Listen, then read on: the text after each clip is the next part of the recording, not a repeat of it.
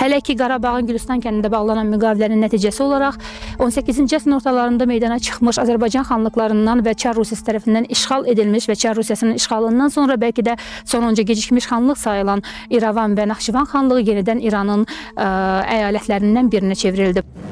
1806-cı ildə Rusiya ilə Türkiyə arasında yeni müharibənin başlanması nəticəsində beynəlxalq münasibətlər sistemində yaranan dəyişikliklər İranın Rusiya ilə müqavilə bağlanmasını sürətləndirirdi. İngiltərə isə bu danışıqlara vasitəçilik eləyirdi. Həmin dövrdə Abbas Mirzənin şərəfinə Abbasabad qalası deyilən bir qala ucaldıldı və həmin qala gördüyümüz bax bu ərazidə də sadəcə olaraq Araz çayının, yəni Araz gölünün sularının altında qalıb bu böyük və gözəl bir abidə. Arxada gördüyümüz ərazi İran ərazisi sayılır və başı bəlalı Türkmənçay müqaviləsindən sonra, yəni 1828-ci ildən sonra Araz çayının düz mərkəzindən artıq sərhəd çəkildi. 1806-cı ildə Rusiya ilə Türkiyə arasında yeni müharibənin başlanması nəticəsində beynəlxalq münasibətlər sistemində yaranan dəyişikliklər İranın Rusiya ilə müqavilə bağlanmasını sürətləndirirdi. İngiltərə isə bu danışıqlara vasitəçilik eləyirdi. 1813-cü ildə oktyabr ayının 12-sində Qarabağın Gülüstan kəndində Rusiya və İran arasında müqavilə imzalandı. 11 maddədən ibarət müqaviləyə əsasən İran, Gəncə, Qarabağ, Şəki, Şirvan, Quba, Bakı, Talış xanlıqları, Şərqi Gürcüstan və Dağıstana olan iddialarından əl çəkir, onların Rusiyanın himayəsi altına keçməsini etiraf edirdi.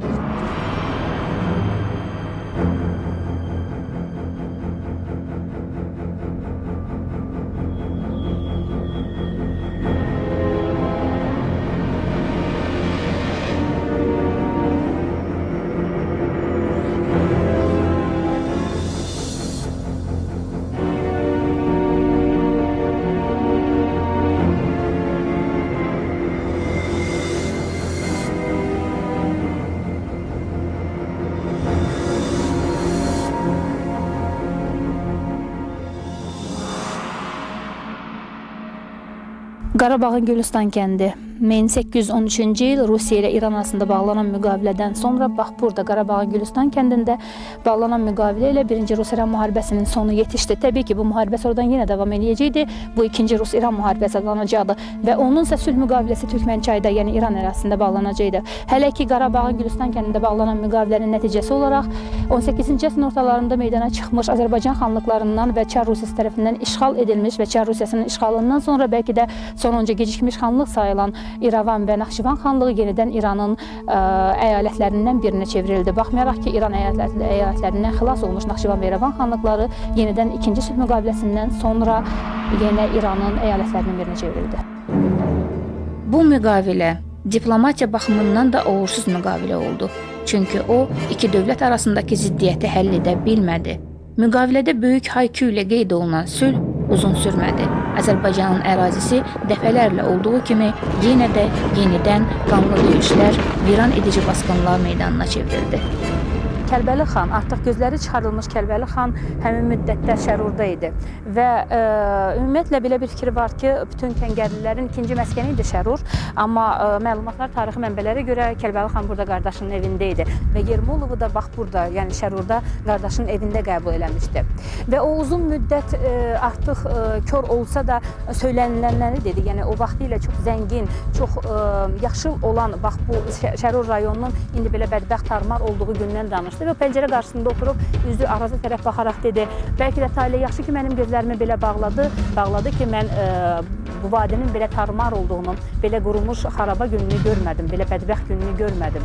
Daha sonra isə Yermolov olan söhbətində Naxçıvanlıların İran qoşunlarına olan nifrəti, ümumiyyətlə İran hökumətinə, Şah hökumətinə qarşı olan nifrətindən və Rus qoşunlarına, Rus ordusuna olan məhəbbətindən bəhs elədi. 1817-ci il sentyabrın 26-sında Yermolov buradan İrana, sonra isə Naxçıvana gəldi və bir dəfəlik Naxçıvanı tərk etdi.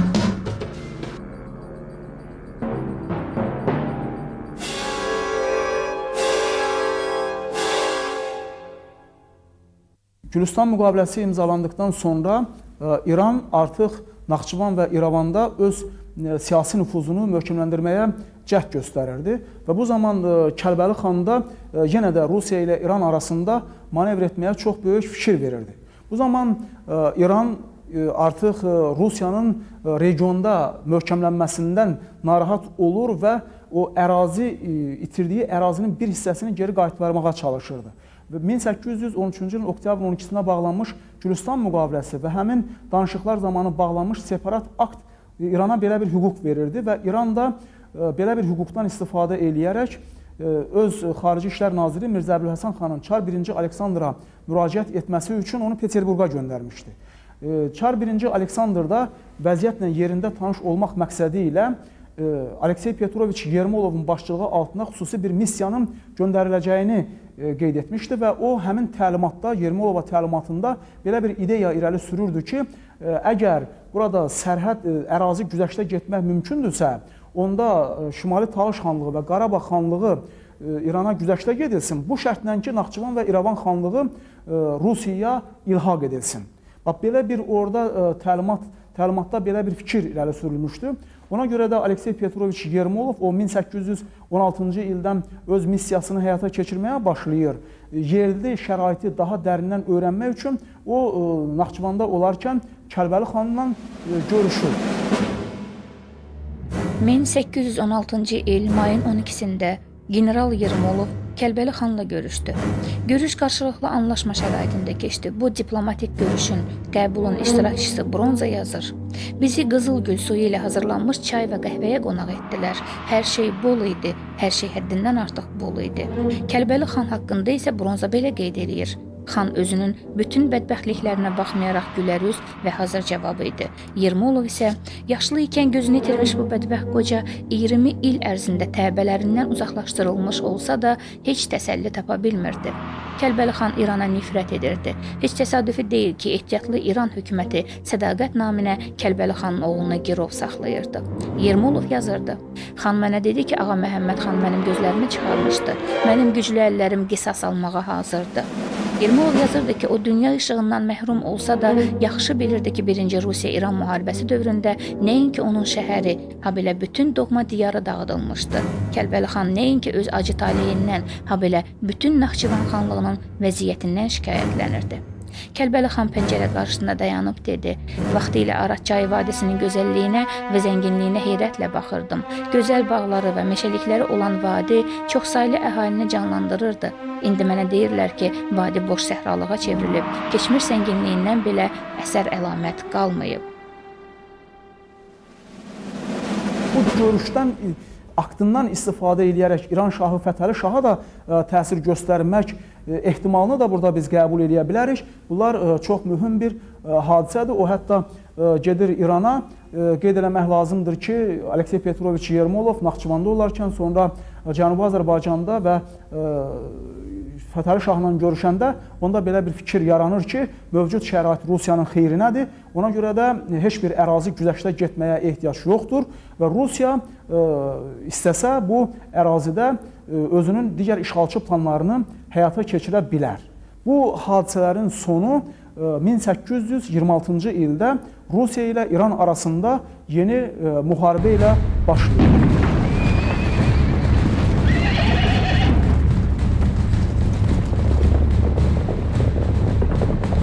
Rusiyanın özünün daxili siyasi vəziyyəti o qədərdən 9-cu əsrin əvvəllərində yaxşı deyildi. Çünki buna Rusiya bir neçə cəhətdən müharibələr aparırdı. 1813-cü ildə Fransa ilə müharibə aparırdı. 1825-də Rusiyanın öz daxilində dekapitlər hərəkata baş verdi. İkinci bir cəhətdən isə Rusiya bütün qüvvələrini Cənubi Qafqaza yönəltməmişdi. Ancaq burada Rusiyanın özünün arxalandığı qüvvələr vardı.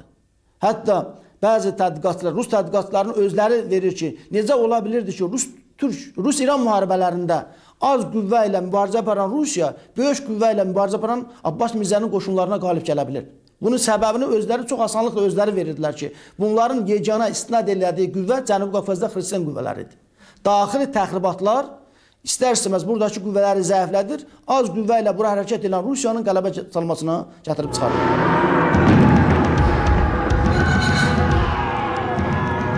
General Yermolov İrandan qayıtdıqdan sonra İngiltərənin təzyiqi ilə daha xüsusi bir diqqətlə müharibəyə hazırlaşmağa başladılar. Həm İran tərəfi, həm Rusiya tərəfi.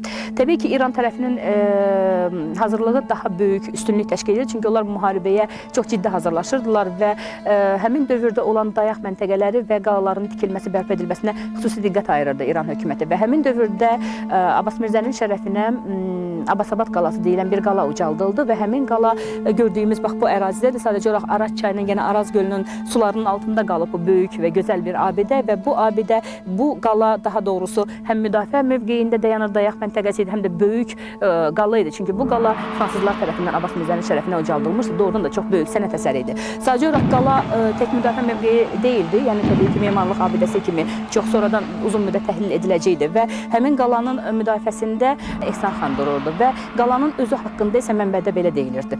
Qala Abbas Mirzənin zövqünə uyğun Avropa sayağı tikilmişdi və bu beşbucaqlı qala təbii ki, 1-ci Rus-İran müharibəsi dövründə Astabat kəndi adlanan bax bu ərazidə tikilmişdi. Vaxtilə Astabat kəndinin yerində tikildi bax bu qala. Və çox güman ki, bu Rusiya-İran sərhəddində İranın ən böyük dayaq məntəqələrindən biri hesab olunurdu. Və 1834-35-ci ildə Naxçıvanda olmuş Koruf yazırdı ki, mən vaxtilə, yəni 20-25 il bundan əvvəl Naxçıvanda tikilmiş fransız mühəndisləri tərəfindən tikilmiş böyük bir qala görmüşəm. Belə qənaətə gəlmək olar ki, fransızlar tərəfindən inşa edilsə də Abbasabad qalası artıq Gülüstan müqaviləsindən sonra ingilislər tərəfindən daha da dayaq məntəqəsi kimi möhkəmləndirildi və Abbasabad qalası İran ordusunun Cənubi Qafqazdakı ən böyük dayaq məntəqələrindən biri hesab olunur. Amma bütöv Azərbaycan üçün isə Abbasabad qalası daim Cənubi Azərbaycanın qapısı olub və bütün zamanlar üçün Cənubi Azərbaycanın qapısı sayılırdı Abbasabad qalası. 20-ci illərin əvvəllərində qocalmış Kəlbəli xan Məkkəyə getməyə qərar aldığından xanlığın idarəsini oğlanlarından birinə Ehsan xana həvalə elədi. Ziyarətdən Təbriz yolu ilə qayıdan və Abbas Mirzə ilə görüşmək istəyən ixtiyar qoca Kəlbəli xan 1820-ci ildə doğma vətənindən kənarda vəfat etdi. Kəlbəli xanın ölümündən sonra Naxçıvan xanlığının idarəsini xanın böyük oğlu Nəzərli xan öz əlinə aldı. Lakin tezliklə Kəlbəli xanın qardaşı oğlu Kərim xan Kəngərli hakimiyyəti öz əlinə keçirtdi və Naxçıvan xanlığının hakimi oldu. 1826-cı il iyul ayının 16-sında 60 minlik ordu ilə müharibə elan etmədən Şahzadə Abbas Mirzə Araz çayını keçərək Şimali Azərbaycan ərazisinə girdi. Azərbaycan yenidən müharibə meydanına çevrildi. İllahda Naxçıvan, İran ordusu Şimali Azərbaycanın içərilərinə, hətta Şəmkirə qədər gedib çıxsa da, Rus döyüşçülərinin güclü təzyiqi altında tezliklə geri çəkilməyə məcbur oldu. 1827-ci ilin əvvəli üçün demək olar ki, Şimali Azərbaycanın bütün əyalətləri İran ordusundan təmizləndi. 1826-cı ilin iyunun 13-də İranın iştirakı ilə ruhanilərin başçısı Seyid Məhəmməd müsəlmanları müqəddəs müharibəyə çağırdı. Naxçıvan və İrəvan xanlıqları uğrunda döyüşlərin ilk mərhələsi Rus ordusu üçün müvəffəqiyyətsizliklə nəticələndi. Abbas Mirzənin İrəvan qalasında saxladığı qarnizon daha güclü müqavimət göstərdi. İrəvan xanlığı uğrunda gedən döyüşlərin ilk mərhələsində Paskeviç uğur qazana bilmədi. İqlimin sərtliyi də Rus əskərlərinə mənfi təsir edirdi. Rus ordusu yeni qüvvə ilə İrəvan qalasını mühasirəyə aldı. Təbii ki, Rus qoşunu üçün çox çətin idi, çünki keçilməz yollardan keçmək və bu şəraitdə döyüş aparmaq onun üçün mümkünsüz sayılırdı. Çünki yollar çox çətin idi, ərzaq çatışmırdı, dəhşətli istilər var idi və üstəlik onların keçib gəldiyi yerdə onlar təbii ki, düşmənlə də rastlaşmırdı, amma həmçinin orada yerli əhali də yox idi, ona görə aclıq idi. Çünki yerli əhali əvvəldən zorla Arazın o biri tayına köçürülmüşdü. Rus qoşunları irəliləyirdi, gəlirdi və təbii ki, onlar Naxçıvan qalasına tərəf gələndə yolda düşmənlə rastlaşmadılar. Ancaq Naxçıvan qalasının yaxınlığında Nağı xan və Nadir xanın İran süvarilərinin qoşunları ilə rastlaşdılar və Knyaz İristovun rəhbərliyi ilə olan komandanlıq, Rus komandanlığı tərəfindən onlar geri oturuldu. Və Naxçıvan qalasına bir güllə atmadan 1827-ci il iyulun 26-sında Rus qoşunları daxil oldular və bu azmış kimi yerli əhalinin 2000-dən artıq yerli əhali Rus təbəçiliyini qəbul etməyə hazır olduğunu bildirdilər.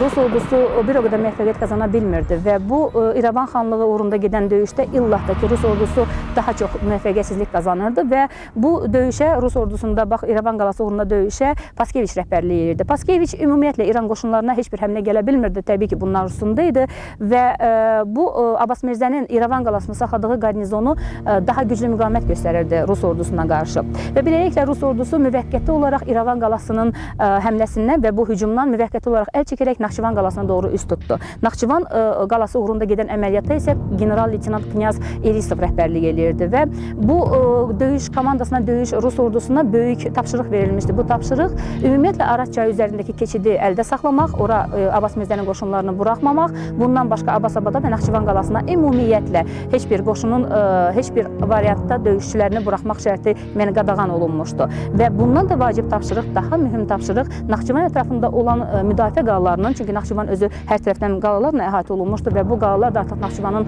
müdafiə qalasına bərabər bir qala idi. Bu qalaya heç bir İran ordusunun bir fərsəngini belə yaxın buraxmamaq. Bu böyük və mühüm əsas tapşırığı idi. Darmadağın olunmuş İran süvariləri qalada gizlənməyə macal tapmayıb Naxçıvan sərhəddini tərk etdilər.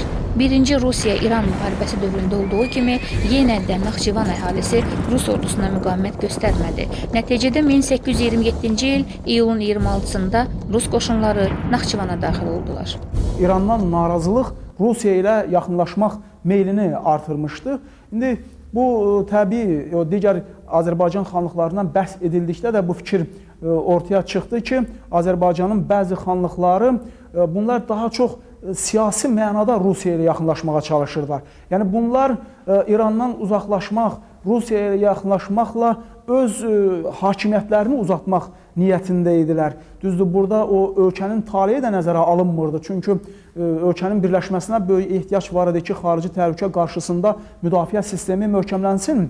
Bu təəssüf ki, Naxçıvan xanlığında da özünü göstərir və Ehsan xan belə qərara gəlir ki, o Naxçıvan xanlığını Rusiyaya təslim etsin və 1827-ci ilin iyun ayında Naxçıvan xanlığı tutulur. Naxçıvan xanlığı tutulduqdan sonra belə demək mümkünsə faktik olaraq Abbasabad qalasının da taleyi həll edilir.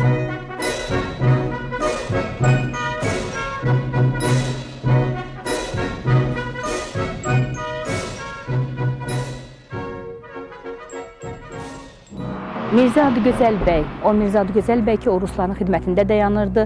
O yazırdı. Bəhs etdiyimiz illərdə, yəni həmin dövrdə Abbasabad qalasını qoruyan və müdafiə edən Ehsan xan mənə yanıma adam göndərərək xahiş elədi ki, Knyaza xəbər verək ki, o bir dəstə adamla gəlsin və mən Abbasabad qalasını ona təslim edim. Təbii ki, Abbasabad qalasının alınmağında, yəni təslim edilməyində Ehsan xanın rolu çox böyük idi və bu Ehsan xanın rolundan başqa Rus tərəfi bu müharibəyə, İranla olan müharibəyə çox güclü hazırlanmışdı və müəyyən artıq döyüş taktikası, yəni döyüş planı qurulmuşdu. Baxmayaraq ki, müdafiə də zəif deyildi, müdafiə də öz hazırlığını eləmişdi. Ancaq 1827-ci ildə iyulun 5-də bax Araz çayının sahilində çox qanlı döyüş oldu və bu qanlı döyüşdə Rus hərbi texniki və sursatı böyük olduğuna görə, texnikası üstün olduğuna görə İran qoşunlarını darmadağın elədi və məğlub olmuş İran qoşunları, Abbas Mirzənin İran qoşunları, yəni dəstəsi geri çəkildi və Rus qoşunları xeyli hərbi əsir və qənimət ələ keçirtdi. Bu o qədər qanlı döyüş oldu ki, söyləyirlər ki, Abbasabad uğrundakı döyüşdən gedir söhbət. Burada hətta Ali Baş Komandan olan Abbas Mirzənin özü də əsir düşəcəkdi. İkinci bir maraqlı bir fakt, o da ondan ibarətdir ki, biz indi həyətində dayandığımız Kəlbəli xanın eyvanından, bax bu məşhur eyvandan Qriboyedov özü dayanıb həmin Abbasabad qalasının alınmağına tamaşa eləyirmiş. Baxmayaraq ki, o tam əmin idi ki, Ehsan xan Abbasabad qalasının təslim edilməyində böyük rol olacaq, yəni bunun ikinci bir tərəfi, ikinci bir variant mümkün deyildi. Bu həmin məşhur balkondur ki, həmin məşhur heyvandır ki, oradan Qriboyedov həmin döyüşü seyr eləyirmiş. 17-ci 19-cu əsrlərə aid Naxçıvanın əlyazma sənədləri adlı kitabın müqəddəməsində deyilir ki, İranın hərbi xidmətində olan polkovnik, yəni sərhəng Ehsan xan 1827-28-ci illərin müharibəsi dövründə İrana xəyanət edərək Rusların tərəfinə keçib Abbasabad qalasının təslim edilməsinə təsir göstərirdi. Xəyanət sözü 17-ci 19-cu əsrin qiyməti idi İran meyilli Qarabağ tarixçilərinin. Abbasabad qalasının alınmasında Qafqaza sürgün edilmiş dekabrist Puşkin və Azərbaycanın görkəmli mühərrifçisi Abbas Qulu Ağa Bakıxanov da iştirak etmişlər. Abbasabad qalasının mühasirəsindəki döyüş rəşadətinə görə 1827-ci il iyulun 5-də Abbas Qulu Ağa Bakıxanova ştabs kapitan rütbəsi verildi. Ayrı-ayrı bəli qüvvələri qeyd etdiyim kimi daxili müsəlman qüvvələrini ayrı-ayrı feodalları vəzifə ilə şirnikləndirir, onları öz tərəfinə çəkirdi. İstər-istəməzsə daxili çəkişmələr tarixi mərhələlərin bir sıra dövrlərində də belə olmuşdur. Bu qüvvələri zəiflədir və Rusiya ilə burada möhkəmlənməsi üçün özünə əsas dayaq tapırdı. Həm xristian qüvvələri, həm də daxili feodalların maraq göstərən qüvvələri istər-istəməz Rusiyanın qalib gəlməsinə gətirib çıxarır.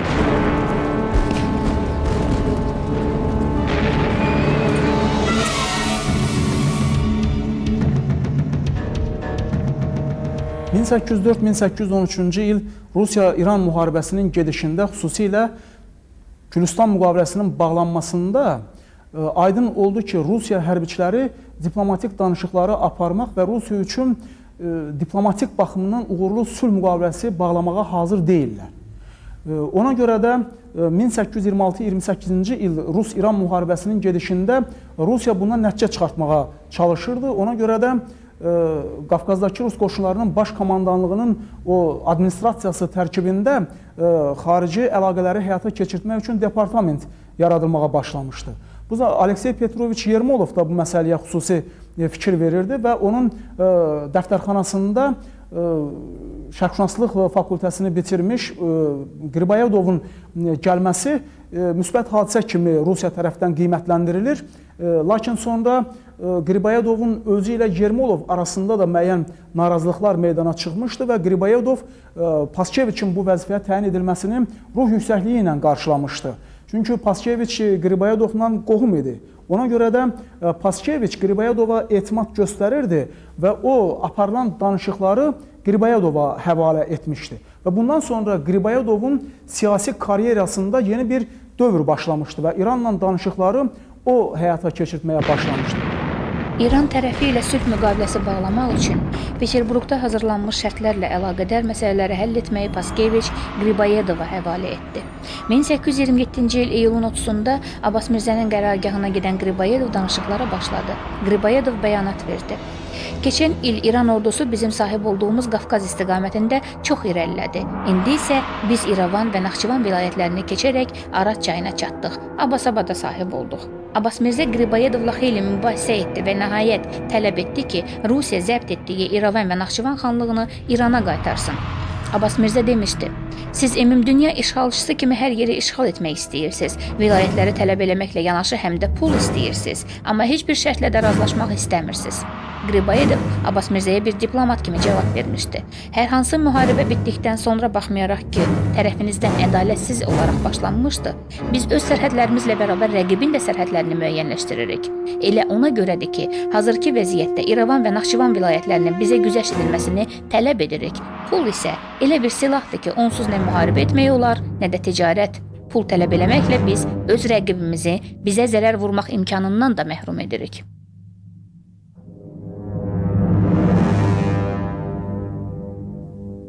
Qeyd eləmək lazımdır ki, Rusiyanın şərq diplomatiyası, məsələn, İngiltərə ilə müqayisədə özünü heç zaman doğrulda bilmir.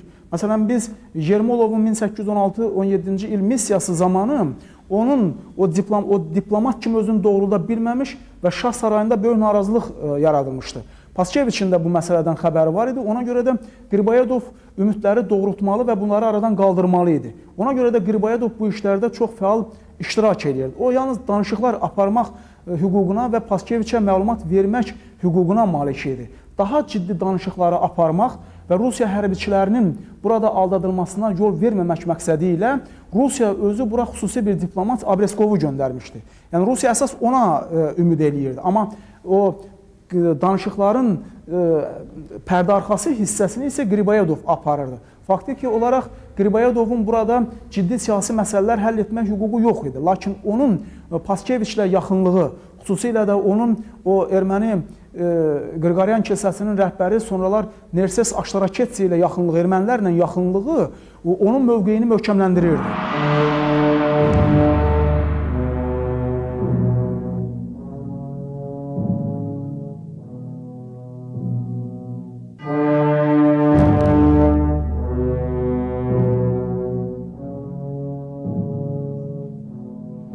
Arkada gördüyümüz ərazi İran ərazisi sayılır və Türkmənçay, Başı Bəlalı Türkmənçay müqaviləsindən sonra, yəni 1828-ci ildən sonra Araz çayının düz mərkəzindən artıq sərhəd çəkildi, yəni İran tərəfi və Azərbaycan tərəfi. Amma bax bu Başı Bəlalı Türkmənçay müqaviləsinin hələ şərtləri hazırlanarkən, yəni artıq İran tərəfi ilə sülh müqaviləsini imzalamağa çalışırdılar və artıq Peterburqda hazırlanmış şərtlərlə Paskeviç bu məsələləri həll eləməyi, şahla danışmağı Qriboyedova tapşırdı və Qriboyedov 1827-ci il iyulun 30-da İran tərəfə Abbas Mirzənin qərargahına getdi.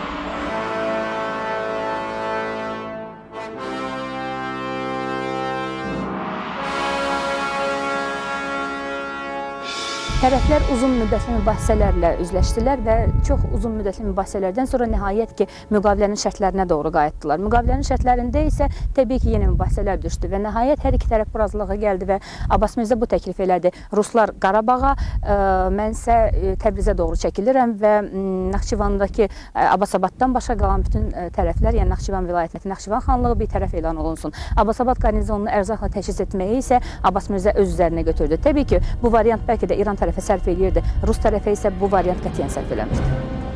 Uzun mübahisələrdən sonra tərəflər belə qərara gəldilər ki, Qriboyedov gələcək müqavilənin şərtini tərtib eləyərək Abbas Mirzəyə göndərsin. Lakin bir gün sonra qərarlaşdırılmış şərti pozaraq İranlılar barışıqlar barədə təklifi Qriboyedova təqdim etdilər. Sonralar Qriboyedov yazırdı. İranlılar tərəfindən tələb edilirdi ki, Abbasabaddan başqa Naxçıvan vilayətini, Eçməzdini tərk edək. Bu iqamətgahları qorumaq üçün burada iki pristav, hər iki tərəf, Rus və İran, saxlamaq kifayətdir. Orada nə Rus, nə də İran qoşunları saxlanılmalıdır. Tərəflər ilkin razılığa gəlmədilər. Abbas Mirzənin qərargahını çox böyük hiddət və hədə ilə tərk edən Qriboyedov belə dedi. Biz bundan sonra əməliyyatı davam etdirərək Azərbaycanı özümüz ələ keçirəcəyik. Azərbaycanı ələ keçirib bu geniş vilayətdə öz müstəqilliyimizi təyin edəcəyik. Amma ondan sonra heç kimə imkan verməyəcəyik ki, bu sərhədlərə yaxın gəlsin. 10 fərsəng belə bu sərhədlərə yaxın gəlməyəcək. Qəribədir, Qriboyedov və Abbas Mirzə Azərbaycan taleyini həll eləyirdi və nəticə etibarilə onların həll etdiyi formada da oldu. Baxmayaraq ki, ilkin razılığa gəlməmişdilər, sonraki razılıq da elə Azərbaycanın xeyrinə deyildi və Azərbaycanın sərhədləri elə bax Rusların çəkdiyi sərhədlə də qaldı. Təbii ki, onların imkan verdiyi qədər, onların imkan verdiyi ana qədər ora heç kim yaxın dura bilmədi. Ehsan xan Naxçıvanın hakimi təyin edildi. Rus ordusunun əsas hissəsi müvəqqəti olaraq Naxçıvandan uzaqlaşan kimi Knyaz İristova xəbər çatdı ki, Abbas Mirzə öz qüvvələri ilə Naxçıvana hücum eləmək üçün Şərurdan Xoya gəlmişdi. Maraqlıdır ki, Rus qoşunları istirahət üçün Qarababa düşərgəsinə keçmələrini İran komandanlığı tərəfindən Rusların geri çəkilməsi kimi qiymətləndirilmişdi. Şıxəli xanı Ordubada hakim təyin etdilər və Fətəli Şah Naxçıvana və Naxçıvanda Abbasabada Ehsan xanı, Ordubadda isə Şıxəli xanı təyin hökmdar və hakim təyin etməklə, xan təyin etməklə o elə güman edirdi ki, yerli feodalların bir növ hörmətini qazanacaq və yerli feodallardan özünə qarşı bir dəstək axtarırdı. Amma belə olmadı. Şıxəli xan atası və qardaşı kimi Rusiya meyilli idi. Üzdə hər hansı bir formada görünsə də əslində sədaqəti daha çox Rus ordularına qarşı idi. Təbii ki, bu Şərbəli xandan irəli gəlirdi, amma Fətəli Şahın etimadı özünü doğrultmadı. Şıxəli xan Rus ordusunun şəhərə müqavimətsiz girməyinə, təslim olmağında böyük rol oynadı. Hətta müasirlərindən biri yazır ki, Rus ordusu şəhərə yaxınlaşanda Ordubaddakı olan bütün İran sərbazları, yəni onlar hamısı Ordubaddan uzaqlaşaraq İrana tərəf qaçdılar. Ordubadda isə yalnız Şıxəli xan özü qaldı. Şıxəli xan Rus ordusunu müqavimətsiz olaraq şəhərə buraxdı və o müasirlərin dili ilə desək, onlar yazırdı ki, Şıxəli xan qardaşı kimi, yəni Ehsan xan Naxçıvan polkunun komandiri Ehsan xan kimi bizə sədaqətli idi. Bu sədaqət əslində bəlkə də Kəlbəli xanın siyasəti idi. Bu sədaqət bəlkə də həm Ehsan xanın, həm Şıxəli xanın bir növ siyasəti və əsas marağı olsa da, bu Azərbaycan üçün sonradan çox baha başa gələcəkdi. Bu Rus ordusuna müqavimətsiz təslim olmaq, sonradan Azərbaycanı bütövlükdə Rusiyaya bağlamaq deməkdir. Təbii ki, çıxış yolu İran sərbazları və İran şahı da deyildi. Sülh haqqında ilkin danışıqlara İran tərəfindən cəhdlər 1827-ci ilin fevralından bir nəticə verməmişdi. Buna görə Rus qoşunları yeni hücuma başlamış və iyulun 26-sında Naxçıvanı döyüşsüz tutmuş və iyulun 7-sində Abbasabad qalası təslim olmuşdu. İyul ayında yenidən danışıqlar başlandı. Rusiya Türkiyə ilə müharibə təhlükəsi artdığına görə sülh müqaviləsinin bağlanmağını sürətləndirməyə cəhd göstərirdi. Lakin yeni başkomandan Paskeviç bu niyyətindən bir nəticə hasil olmadığına görə oktyabrda İrəvanı tutdu. Hələ 1826-cı ilin sonunda Cənubi Azərbaycan torpaqlarına daxil olan Rus qoşunları həmin istiqamətdə hücumu genişləndirirdilər. Oktyabr ayının 13-də Təbriz tutuldu. Noyabr ayının 6-sında Dekarqanda yenidən danışıqlar başlandı. Rusiya nümayəndə heyətinə Paskeviç, Griboyedov, Abreskov, Hamburger, Kiselyov və tərcüməçilərdən Bakıxanov və Blaqali daxil edilər. Danışıqlarda İran tərəfindən Vəliəhd Abbas Mirzə, Beylərbəyi Fətəli xan, katib Mirzə Məhəmməd Əli və fransız dili tərcüməçisi Mirzə Məsud təmsil edirdi. Təzminat məsələsində bəzi ciddi narazılıqlar yanvarın 7-sində danışıqların kəsilməsinə gətirib çıxartdı. Rusiya o İrəvan qalasının müdafiəsinə çox fikir verirdi. Yəni bu İrəvan qalasının tutulmasına daha doğru çox böyük əhəmiyyət verirdi. Ona görə də bütün qüvvələr toplanmışdı o İrəvan qalasının ətrafında. Xanlıqda da bütün qüvvələr səfərbərliyə alınmışdı. Yenə də qeyd eləmək istəyirəm ki, ermənilər heç bir vəclə güclü müdafiə sistemi yaradılmasına imkan vermək istəmirdilər. Yəni onlar həm bələdçi kimi, həm kəşfiyyatçı kimi hər vasitə ilə Rusiyaya informasiyaları ötürürdülər. Amma bu dövrdə Naxçıvanın artıq tutulması, Abbasabadın təslim olması İrəvan qalası üçün də təhlükə yaradırdı. Artıq 1827-ci ilin sentyabrında İrəvan qalası ətrafında mühasirə həlqəsi daralmağa başlayır. Artıq 1827-ci ilin oktyabrında İrəvan qalası tutulur. O İrəvan qalasının tutulmasına qeyd elədiyimiz kimi Rusiya çox böyük əhəmiyyət verirdi və ona görə də bu hadisə xüsusi olaraq qeyd olunur. Hətta o İrəvan qalasının tutulmasını Paskeviçin adı ilə bağlı olur. Sonralar onun tituluna bir Paskeviç İrəvanski titulu da əlavə edilir. Bu hadisə ermənilər tərəfindən çox böyük sevinclə qarşılanır. Təbii ki, onlar Rusiyanı çoxdan İrəvanda görmək istəyirdilər və Rusiya vasitəsilə buranın erməniləşdirilməsi siyasətinin həyata keçirilməsinə cəhd göstərirdilər. Bu dağların arxası İrəvan xanlığı idi və İrəvan xanlığı ilə Ordubad sərhədindəyik və İrəvan xanlığında yaşayan çox az saylı olan erməni milləti, təbii ki, o vaxtlar həddindən artıq çox az saylı millət adlandırılırdı. Çünki İrəvan xanlığında ermənilər həddindən artıq az idi. Amma onlar bax İran zülmündən, İran əsarətindən, İran ağalığından yaxa qurtardıqları üçün Rus qoşunlarına, Rus komandanlığına dəhşətli dərəcədə böyük hörmətlərini və minnətdarlığını bildirirdilər və öz ərzaq ehtiyatlarını, ərzaqlarını belə Rus qoşunlarına verirdilər. Və hətta bu azmış kimi arxiyepiskop Nersas vasitəsilə onlar 2000 manat gümüş pulla Rus qoşunlarına pul verdilər və bir növ minnətdarlıq əvəzi. Və burada yaşayan yerli müsəlmanlar, yəni təbii ki, müsəlmanlar və həmçinin İrəvan xanlığında yaşayan müsəlmanlar da var idi. Vaxtilə İrəvan xanlığı adlanan təbii ki. Və bu qalib xristianlardan bu yerli müsəlmanlar seçilməmək üçün onlar da öz aralarında bu diplomatik addımı atmağa bir növ məcbur oldular. Onlar 1000 manat həcmində gümüş pul toplayaraq, onlar da General Paskeviçə bu pulu verdilər ki, bir növ həmin o qalib xristianlarla yerli müsəlmanlar arasında fərq görməsinlər. İrəvan xanlığının əhalisinin əksəriyyəti azərbaycanlılardan ibarət idi. Paskeviçin yazdığı kimi İrəvan vilayətində 10.000 müsəlman və ancaq 3.000 erməni əhalisi var idi. Bu əhalinin müəyyən hissəsi başlıca olaraq ermənilər Rus qoşununa hər cür yardım göstərirdilər. Qala divarları üstündə görünən sakinlər papaqlarını yellədərək, işarə eləyərək əl-qol atırdılar ki, onlar təslim olurlar. Onlar şimal darvazalarını açdılar, yəni ermənilər və oktyabrın 1-də Rus qoşunları qalaya girdilər. Elə həmin gün qanlı döyüşdən sonra Rus qoşunu İrəvan qalasını ələ keçirdi. İrəvan qalasının da süqutundan sonra artıq Rus qoşunları demək ki, Araz çayını keçir. Bunlar artıq 1827-ci ilin sonundan Cənubi Azərbaycan torpaqlarına daxil olurlar. Ondan sonra Təbriz, digər Azərbaycan torpaqları tutulur. Belə bir şəraitdə İran Rusiya ilə danışıqlar aparmağa başlayır. Bu danışıqlar bir neçə mərhələdə keçir və bu danışıqlarda o Naxçıvan və İrəvan xanlığı məsələsi də çox mühüm yer tutur və hər vəçlə Abbas Mirzə çalışır ki, o Naxçıvan və İrəvan xanlığının Rusiyaya güzəştə getməsinə imkan verməsin.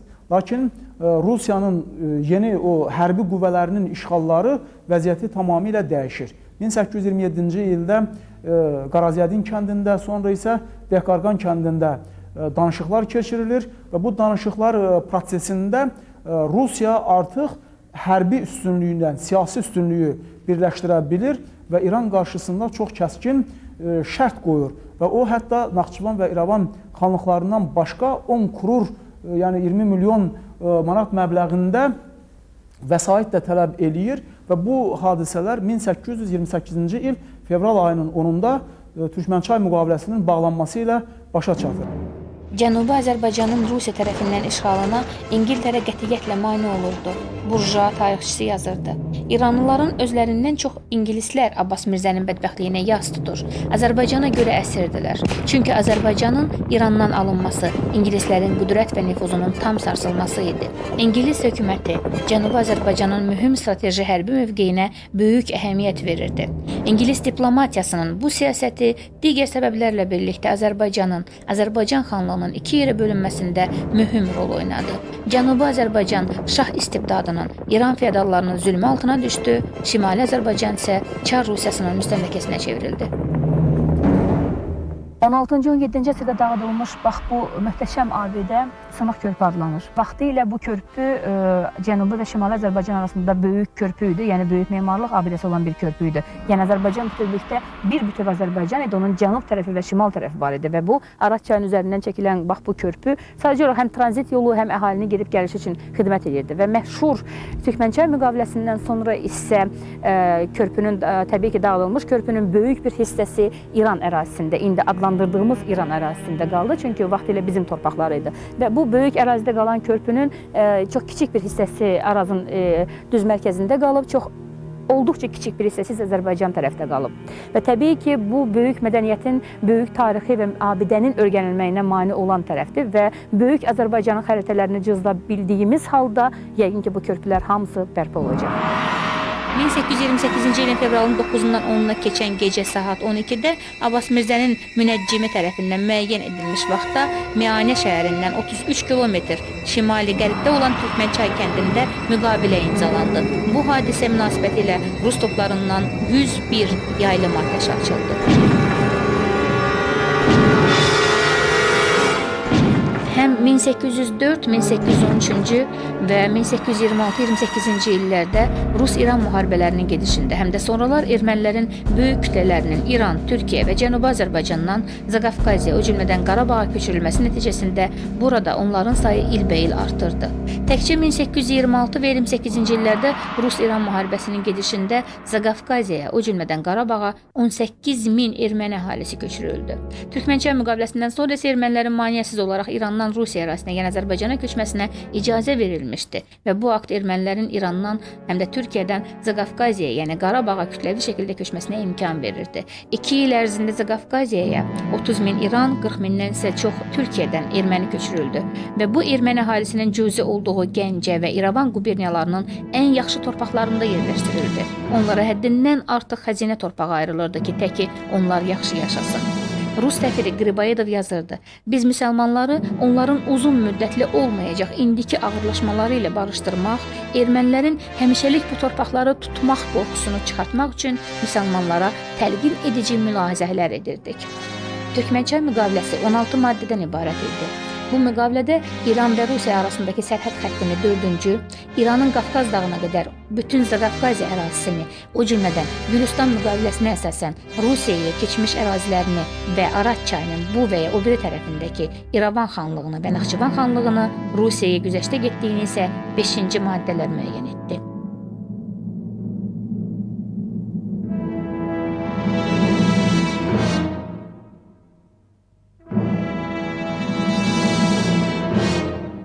Türkmənçay müqaviləsinin şərtlərinə görə İran 20 milyon manat həcmində gümüş pulla təzminat verməli idi Rusiyaya.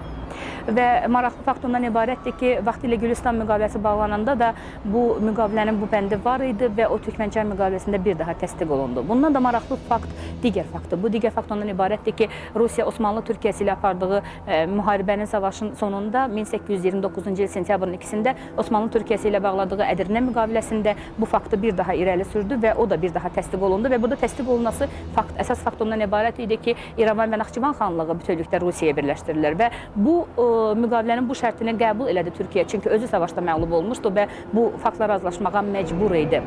Və Naxçıvan və İrəvan xanlığının fəthi və Rusiyaya birləşdirilməyi, daha sonra Naxçıvan xanlığının Çar Rusiyası tərəfindən işğalı Şimali Azərbaycanın işğalına son qoydu.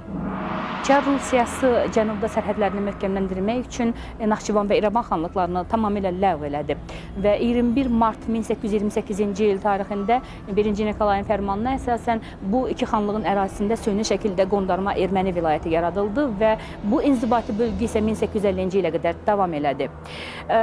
İran Rusiya ilə savaşında məğlub oldu, amma bütövlükdə İran heç nə itirmədi. Əksinə, bütün Cənubi Azərbaycan xanlıqlarını əldə elədi.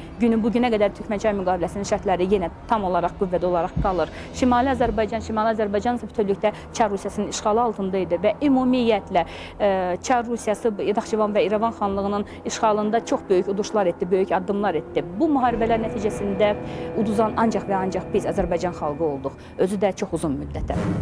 Sonradan, yəni 1828-ci ildə Türkmənçay müqaviləsi əsasında ermənilərin xahişi ilə Çar hökumətinin təşəbbüsü əsasında İrandan Naxçıvana köçürülmüş erməni ailələrinin hesabına şəhər əhalisinin sayı xeyli artırıldı. Qeyd edək ki, 11-12-ci əsrdə orta əsr mərkəzlərindən verdiyi məlumatlara görə Naxçıvanda şəhər əhalisinin sayı 200-250 min nəfər idi. 1828-ci ildə Naxçıvan şəhərində 3500 əhali yaşayırdı.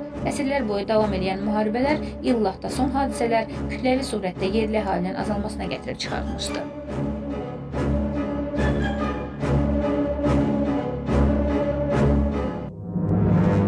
1828-ci ilə qədər, yəni Türkmənçay müqaviləsinə qədər tək-tək yerlərdə ermənilər azlıq təşkil edirdi, vardı. Məsəl üçün, 1910-cu ildə Lalayans familyalı bir şəxsin Tiflisdə buraxdığı belə bir kitab var.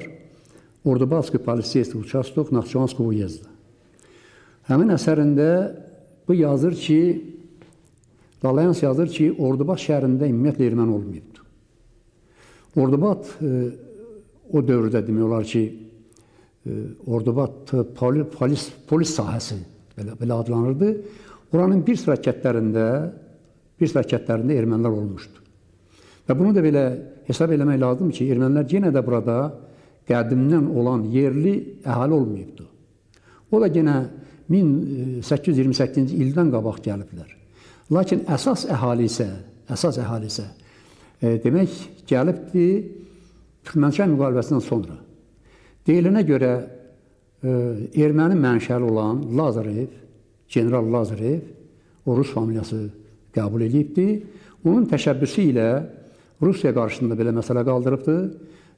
Türkiyədə və İranda olan erməniləri Qafqaza köçürtmək, xüsusilə demək Cənubi Qafqaza köçürtmək. Bundan məqsəd nə idi? Məqsəd ondan ibarətdir ki, burada Rusiya üçün bir demək dayaq bazası yaratmaq lazımdır. Ermənilər burada azlıq təşkil edirdi. Və bu siyasətdə də, eyni zamanda olan göstərişdə də belə göstərilirdi ki, ermənilər Azərbaycanlıların sıx yerləşdiyi yerlərdə, ermənilər olmayan yerlərdə yerləşdirilsin.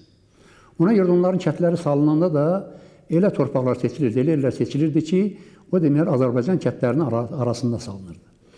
Məsəl üçün, bu kətlərin hamısında adları demək olar ki, o mənə məlum olan o kətlərin hamısının adları demək olar ki, yenə də türk mənşəlidir. Bu kətlər demək olar ki, torpaqlarını Azərbaycanlıların əlindən alıblar. Hətta o dövrdə imperatorun göstərişi ilə ermənilərə torpaq almaq üçün, şəxsi torpaqlar almaq üçün dövlət torpaqlarını, dövlətin ixtiyarında olan torpaqlarını verməkdən başqa o yerdəki vacib erməni kətləri salınsın, o şəxslərdən almaq üçün demək 100 minlərlə o dövrdə demək olar ki, manat pul buraxılırdı ki, məsəl üçün bir ildə təkcə Ordubat sahəsində, Ordubat demək olar ki, sahəsində yer almaq üçün 200 min manatdan artıq demək olar ki, pul buraxılmışdı. Və bu yerlərdə alırdılar ki, o yerlərdə demək ermənilərin çoxluğunu təşkil edirlər. Ermənilərin İrandan köçürülməsinə rəhbərlik edən polkovnik Lazarev köçürmə üzrə İran nümayəndəsi Əskər xanın şahidliyi ilə erməni ailələrindən onların könüllü surətdə köçürülməsinin tərəfdarı olduğunu soruşduqda ermənilər qəti olaraq belə cavab verirdilər: bəli, biz İranın çörəyini yeməkdənsə Rus otunu daha üstün tuturuq. Çar Rusiyasının erməniləri köçürülməsi, yəni Qafqaza köçürülməsi siyasəti, daha dəqiq desək Qafqaza yox, Azərbaycana köçürülməsi siyasəti və biraz da dəqiqləşdirsək Azərbaycanın Qarabağına, Zəngəzuruna, İrəvan xanlığının ərazisinə, Naxçıvanın sərhəd və kəndlərinə köçürülməsi bu çox böyük və mühüm bir xarakter daşıdı və sonradan qədim türk torpaqlarında və bu torpaqlarda təbii ki əhalinin əsas hissəsi sırf müsəlman, yəni türk əhalisi idi. Onların get-gedə sıxışdırmaq və bura köçürülmüş xristian, yəni ermənilərin sayını artırmaqla burada nə vaxtsa oyuncaq erməni dövlətini yaratmaq məqsədi daşıyırdı və bu köçürülmələr dəfələrlə dönə-dönə təkrar olunurdu və bu köçürülmələr təbii ki bundan başqa daha mühüm və böyük bir xarakter daşıdı və bunun məqsədi də bir ayrı idi. Qədim türk torpaqlarında yerləşən ermənilərin əli ilə sonradan qədim türklərə qarşı mübarizəyə başlamaq, bax elə bu ərazilərdən. Və bu çox gözəl düşünülmüş bir taktika idi, yəni gözəl düşünülmüş o uzaq görənlik mənasında çox sonradan bəhrəsini verdi və ancaq elə birinci həmlədə, birinci cəhddən sonra, yəni ki Rus-Türk və Rus-İran müharibələrindən sonra ancaq elə İrandan 40 min erməni ailəsi, Türkiyədən isə 90 min erməni ailəsi Qafqaza, daha dəqiq desək dediyim və adlarını çəkdiyim, yəni İrəvan xanlığında, Qarabağda, Zəngəzurda, sərhəd kənd və rayonlarda yerləşdirildi bu ermənilər. Ancaq birinci cəhddən sonra 130 min erməni köçürüldü. Sonradan bu illərlə davam edəcəkdi, əsrlərlə davam edəcəkdi və onlar böyük məqsədlərinə xırda-xırda nail olmağa çalışırdılar və buna nail olurdular. 1828-ci ilin 3 ay ərzində İran və Türkiyədən köçürülən 8 min erməni Qarabağda, Naxçıvanda və İrəvanda yerləşdirilmişdi. 1830-cu ildə Ərzurum və Bəyazıt paşalarından köçürülən 45 min erməni əsasən Göyçəm halında və Gümrədə yerləşdirilmişdi. 1831-ci ildə İrəvan əyalətindən 50 min Azərbaycanlı, 20 min erməni olduğu halda buraya 45 min erməni gətirilmişdir. Bütün bunlara baxmayaraq 19-cu əsrin ikinci yarısında Ermənistanda olan 2310 kəndin 1500-dən çoxu Azərbaycanlı kəndidir.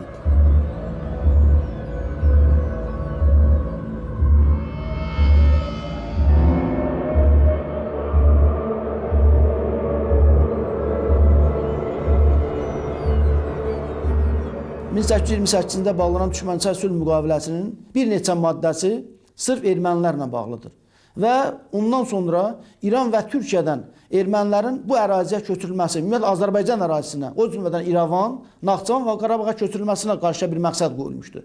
Və tarixi mənbələrdən məlum ki, 1830-cu ilə qədər 124 min erməni ailəsi bu əraziyə köçürülmüşdür. Həm Naxçıvanda, həm Qarabağda, həm də İrəvan xanlığı ərazisində yerləşmişdir. Çünki hələ 18-ci əsrin əvvəllərində 1-ci Pyotrla aparılan danışıqlarda əsas məqsəd Ermənistan dövlətinin yaradılması məsələsi idi. Və Ermənistan dövlətinin yaradılması isə müəyyən burada yaşayan əhaliyə istinad eləməlidir. Lakin əhali azdır. Yəni erməni əhalisi bu ərazilərdə azdır. Ona görə də düşmənçi sülh müqaviləsindən sonra İrandan, Türkiyədən və başqa ərazilərdən ermənilərin bu əraziyə köç edilməsinə başlanıldı. Yəni bu əraziyə köçdülər, bu ərazinin demoqrafik siyasətini tamamilə dəyişdilər. Yəni xüsusilə tədqiqatçıların ayrı-ayrı tədqiqat əsərlərində də bu verilir ki, köçə qədər bu ərazidə cüzi bir azlıq təşkil edən ermənilər artıq düşmənçi sülh müqaviləsindən sonra bu ərazinin əhalisinin bir qisminə, daha doğrusu 30%-ə qədər əhalini təşkil etməyə başladılar. Yəni bu onu göstərirdi ki, məqsədli surətdə həyata keçirilən siyasət bu ərazilərin gələcəkdə, daha doğrusu böyük Ermənistan yaradılmasına bəlkə də xidmət edəcəkdi və əslində də belə idi. Ona görə də 19-cu əsrin ortalarından yaranan müəyyən erməni siyasi partiyalarının da gələcəkdə böyük Ermənistan yaratmaq ideyası həmin dövrdə əsası elə əslində düşmənçi sülh müqaviləsindən sonra.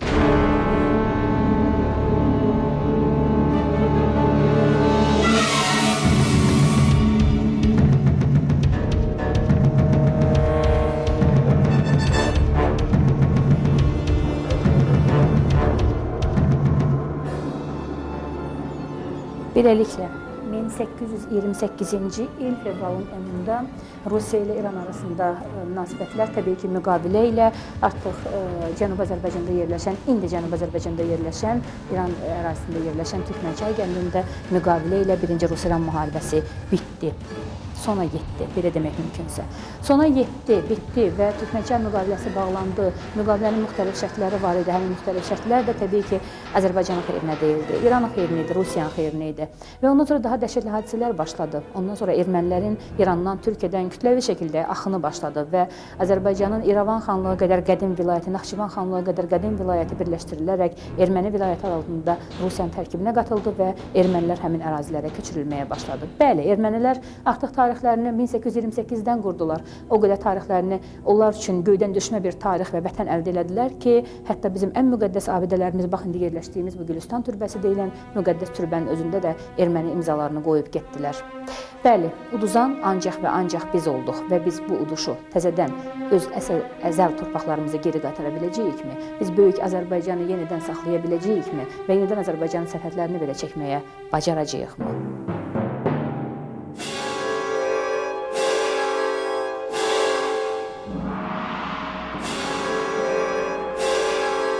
Çox maraqlı bir fakt. Bir çox mənbələrdə göstərilir ki, çarizmin bu zorakı və mənfur siyasəti Naxçıvanın və naxçıvanlıların çox böyük narazılığına səbəb olmuşdu. Nehrəm cəmaəti isə buna qəti etiraz etmişlər və öz kəndlərində ermənilərə yer verməmişlər. Nəticədə onların Araz çayı sahilindəki bir massivləri zorla əllərindən alınaraq ermənilərə verilmişdi. Onlar da orada Təzəkənd adlı kənd salıb məskunlaşmışlar. Rus məmuru Şavrov yazırdı. İndi Zaqafqaziyada yaşayan 1 milyon 300 min erməninin 1 milyonundan çoxu məmləkətin yerli əhalisinə mənsub olmayıb və bizim tərəfimizdən yerləşdirilən İran və Türkiyə erməniləridir. Qalmış 200 və 250 min yerli sayılan erməni isə xristianlaşdırılmış albanlar olub. Fransız yazıçısı Henri Barbus da yazır. Haqqında danışdığımız Rusların qopardığı və indi də Sovet Ermənistanı adlanan Ermənistandır. İrəvan xanlığına köçürülmüş Ruslar düşünülmüş şəkildə ermənilərlə erməni mahalını yaratdılar. 1828-ci il Türkmənçay müqaviləsindən sonra bizə bəllidir ki, İrandan və Türkiyədən ermənilər bura, Azərbaycana və İrəvan xanlığına, yəni Naxçıvan xanlığına və İrəvan xanlığına köçürülürdü. Gördüyümüz bu tərəf Türkmənçay müqaviləsindən sonra İran zonası adlanır, yəni İran sərhədləridir, biz sərhəddəyik və düz sərhədə bitişik bir tərəfdə Naxçıvan xanlığının bax bu ərazisində bu məşhur Gülüstan türbəsi dayanıb və Gülüstan türbəsinin yaranma tarixi 12-ci əsrdə dəvət eləsə də, burada müxtəlif yerlərdə erməni imzalarından müəyyən adlar oxunur. Bu da bizim bir daha öz mədəni abidələrimizə olan münasibətlərimizdən xəbər versə də 1892-ci il tarixi olan, 1898-ci il tarixi olan ermənilərin belə deyək yazıları bir daha onu sübut edir ki, bu ərazilərdə də Naxçıvan xanlığında da ermənilər Türkmənçaydan sonra burada da yerləşdirilirlər. Yəni burada da ermənilər yaşayıblar. Təbii ki, sonralar onlar bütövlükdə İrəvan xanlığı deyilən əraziyə çıxıb gediblər ki, ondan sonra Böyük Ermənistanı və yaxud da Ermənistan adlanan məmləkəti yarada bilsinlər.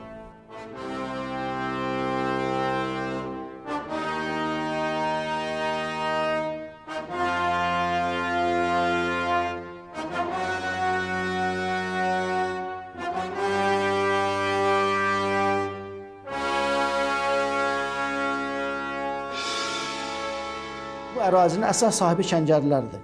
Kəngərlilər isə bütün fəaliyyəti dövründə çox döyüşkən, mərd, əsas süvari dəstələridir. Təbii ki, ermənilər Kəngərlilərin timsalında özünə arxa dayaq tapa bilmirdilər.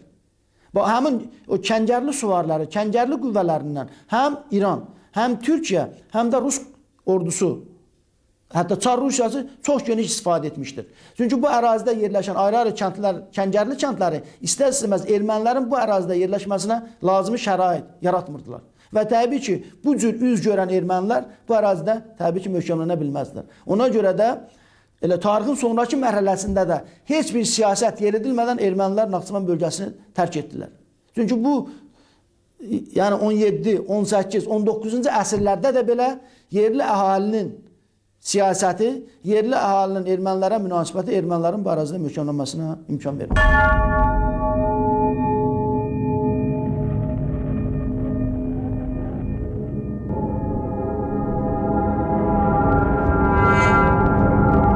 Pyotrdan üzübəri həyata keçirilən siyasətdə Rusiyanın burada bir bufer rolu oynaya biləcək erməni dövləti yaratmaq ideyasının həyata keçirilməsinə qulluq eləyirdi. Lakin burada bir məsələni də biz mütləq aydınlaşdırmalıyıq. Bu da ondan ibarətdir ki, Rusiya faktik bunlara nail olduqdan sonra o ermənilərin də bu arzusunun sona qədər reallaşdırılmasına imkan vermək fikrində olmadı. Yəni, bir tərəfdən Türkmənçay müqaviləsindən sonra ermənilərin köçürülməsi ilə bu ərazinin, o cümlədən Qarabağın erməniləşdirilməsinə cəhd göstərirdi. Digər tərəfdən siyasi cəhətdən bunların fəallaşmasının qarşısını almaq üçün erməni etnosunun adının o inzibati vahiddə qalmasına yol vermədi və 1840-cı ildə həyata keçirilən islahat nəticəsində, yeni inzibati ərazi islahatı nəticəsində erməni vilayəti ləğv edildi və Naxçıvan və İrəvan əyaləti deməli ayrıldı və erməni vilayəti də adı da tarix səhnəsindən çıxdı.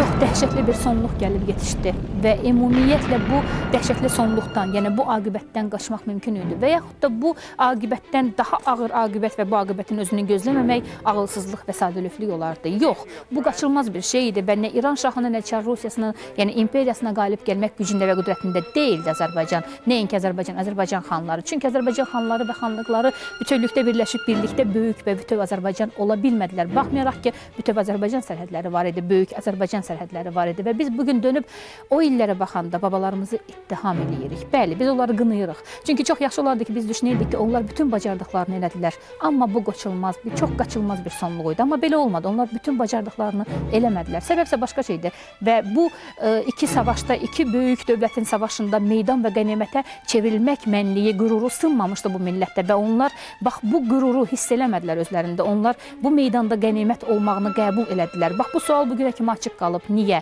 Çünki bu tarixin acı həqiqətini biz bugün də yaşayırıq. Biz bugün də meydan və qənimətə çevrilirik.